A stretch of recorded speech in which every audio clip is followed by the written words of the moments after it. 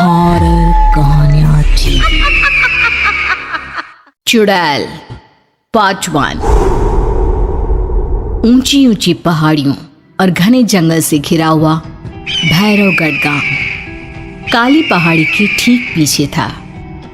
काली पहाड़ी यानी मौत का घर। भैरवगढ़ गांव तक पहुंचने का रास्ता बेहद दुर्गम था। लगभग 24 घंटे घने तूफान और तेज हवाओं की वजह से वहां के वीराने माहौल की कहानियां लोगों के दिलों को दहला देती थी। ऐसे बहुत कम लोग थे जो भैरवगढ़ गांव तक जाने की हिम्मत करते थे। लोगों का कहना था कि इस गांव के आसपास बुरी आत्माओं का साया मंडराता है। गांव के रहने वाले लोगों ने वैसे तो अपनी आंखों से किसी बुरी आत्मा या साये को नहीं देखा था, लेकिन गांव का बच्चा बच्चा इस बात को महसूस कर सकता था कि गांव के ऊपर कोई तो खौफनाक साया मंडरा रहा है।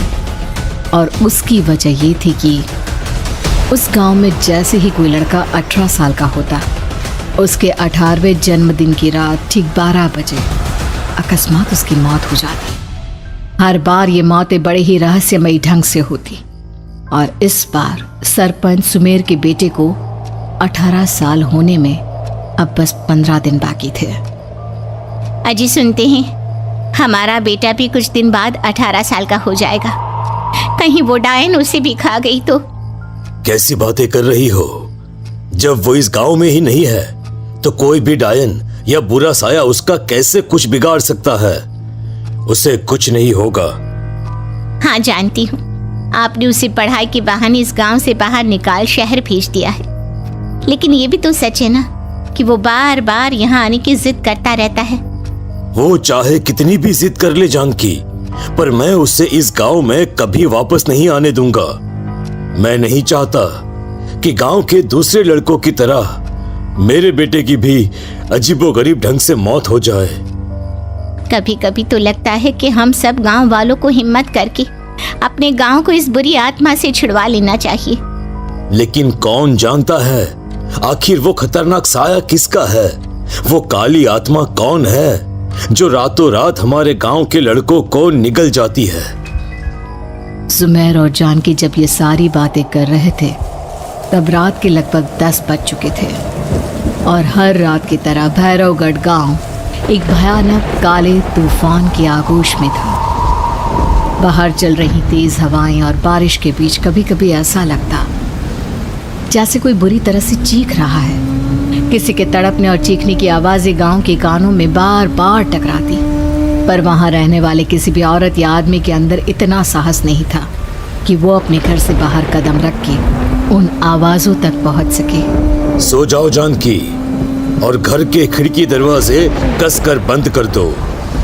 अब जानकी सब खिड़कियां ठीक से बंद करने ही लगती है कि तभी उसे अपने घर के दरवाजे पर जोर जोर से खटखटाने की आवाजें सुनाई देती है। इन आवाजों को सुनकर जानकी और सुमेर के चेहरे डर से पीले और हाथ पैर ठंडे पड़ जाते हैं। जानकी, जानकी, इतनी रात कौन होगा? पता नहीं, ऐसा लग रहा है कोई बुरी तरह से दरवाजा खटखटा रहा है। अरे हाँ, पर किसी की आवाज भी तो नहीं आ रही। क्या करूं? दरवाजा खोल लूं या नहीं? कहीं ऐसा ना हो कि किसी को हमारी मदद की जरूरत हो। लड़खड़ाते कदमों से सुमेर दरवाजे के करीब जाता है और अपने कान को दरवाजे पर रख धीरे से आवाज देते हुए पूछता है, कौन है? कौन है वहां? तभी एक बेहद डराने वाली आवाज उसके कानों से टकराती है। दरवाजा खोलो, दरवाजा खोलो, वरना आज की रात इस गांव में कोई जिंदा नहीं बचेगा। मैं जानती हूँ तुम्हारा बेटा 18 साल का होने वाला है। अगर उसकी जान की जरा भी परवाह है तो दरवाजा खोल दो। इस आवाज को सुनते ही सुमेर घबरा कर पीछे हट जाता है और जानकी को पूरी बात बताता है। कहीं वो डायन हमारे घर तक तो नहीं पहुंच गई? अब हम क्या करेंगे? मुझे दरवाजा खोलना ही होगा जानकी। मेरे पास अब कोई रास्ता नहीं है। इतना कहकर सुमेर डर से अपनी दोनों आंखें कसकर बंद करता है और कांपते हाथों के साथ झटके से दरवाजा खोल देता है। तभी किसी के जोर से हंसने की आवाज सुमेर और जानकी को सुनाई देती है। उस आवाज को सुन दोनों दरवाजे की तरफ देखते हैं और सामने अपने बेटे राहुल को खड़ा देख दंग रह जाते हैं। राहुल के हाथ में उसका मोबाइल होता है जिसमें से वो आवाज बज रही थी। ये क्या मजाक है? और तू यहाँ, तुझे मना किया था ना गांव में आने को, समझ में नहीं आता क्या? 18 साल का होने वाला है तू। माँ, आप लोग भी पता नहीं किन अंधविश्वास भरी बातों पर भरोसा करते हैं। क्या मैं अपने घर नहीं आ सकता? आप लोगों से नहीं मिल सकता? देख बेटा, हमने तुझे किसी वजह से ही इस गांव से दूर रखा था और यहां आकर तूने अच्छा नहीं किया। चल चल चल, मैं तुझे अभी के अभी वापस शहर छोड़कर आता हूं। ओफो पापा, आप बेकार की बातों से परेशान हो रहे हैं। बाहर इतना तेज अंधर तूफान चल रहा है, कहीं जाने की जरूरत नहीं है। मैं बस आप लोगों से मिलने आया हूं, कुछ दिन रहकर चला जाऊंगा। दिमाग खराब हो गया है इस लड़के का, नहीं जानता कि इस गांव में ये सुरक्षित नहीं है। किसने कहा था तुझे यहाँ आने को? ये आवाजें सुन, बाहर से जो आवाजें आ रही है तुझे सुनाई नहीं देती क्या? अरे माँ, जब जोर से तूफान चलता है, तेज हवाएं चलती हैं, तो इसी तरह की आवाजें आती हैं। ये बहुत नॉर्मल है माँ। नॉर्मल होगी तेरे लिए बेटा। 4 दिन शहर में पढ़कर आया है तो अपने माँ बाप की बात नहीं मान सकता। माँ, मुझे अभी बहुत जोरों से भूख लगी है, पहले कुछ खिला दो, और रात भी बहुत हो गई है। हम इस बारे में कल बात करते हैं, ठीक है? राहुल के वापस आ जाने से जानकी और सुमेर की आंखों की नींद उड़ गई थी। खाना खाने के बाद राहुल तो अपने बिस्तर पर जाकर सो गया, लेकिन जानकी और सुमेर पूरी रात उसके कमरे के बाहर पहरेदारी करते रहे। उन्हें पल पल इसी बात का डर था कि कहीं उनके बेटे को कुछ हो ना जाए। रात बीतती है, सुबह का सूरज निकलता है। अब जैसे ही वो राहुल को नींद से जागते देखते हैं तो उन दोनों के दिल को सुकून मिलता है। अरे माँ, पापा, आप अभी तक यहीं बैठे हैं? क्या पूरी रात सोए नहीं?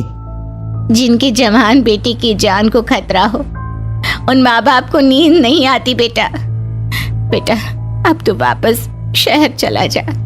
देखो माँ, मैं किसी जरूरी काम से इस गांव में आया हूं, और वो काम पूरा होने के बाद मैं खुद यहां से चला जाऊंगा। काम?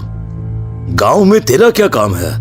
पापा, मैं बचपन से ही इस गांव के बारे में बेहद डरावने किस्से सुनते आया हूं, इसीलिए अब मैं उन्हीं किस्सों के ऊपर डॉक्यूमेंट्री फिल्म बनाऊंगा। रिसर्च करना चाहता हूं कि आखिर सच्चाई है क्या। हे भगवान, लो जी, सुन लिया, और भेजो इसे पढ़ने के लिए शहर। मैंने आपसे पहले ही कहा था, मेरी बहन के पास दूसरे गांव भेज दो। ना ये शहर जाता और ना उल जुलूल की बात इसके दिमाग में आती।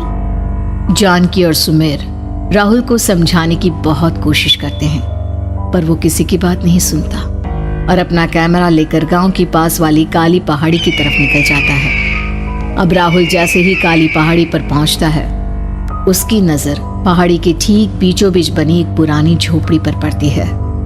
यहाँ भी कोई रहता है क्या? ये इंटरेस्टिंग होगा। राहुल की आवाज पहाड़ों से टकराकर उसके कानों में सुनाई दे रही थी। उसने चारों तरफ का नजारा देखकर वहां की तस्वीरें अपने कैमरे में उतारना शुरू कर दिया। तभी अचानक राहुल ने अपने कैमरे में खींची हुई तस्वीर को जूम करके देखा और उसमें उसे जो नजर आया वो देखकर राहुल की होश उड़ गए। क्या सचमुच उस गांव के ऊपर किसी बुरी आत्मा का साया था? क्या राहुल की जान बच पाएगी? क्या देखा था राहुल ने उस फोटो में जिसे देखकर वो दंग रह गया? इन सवालों के जवाब जानने के लिए देखिए इस कहानी का अगला भाग।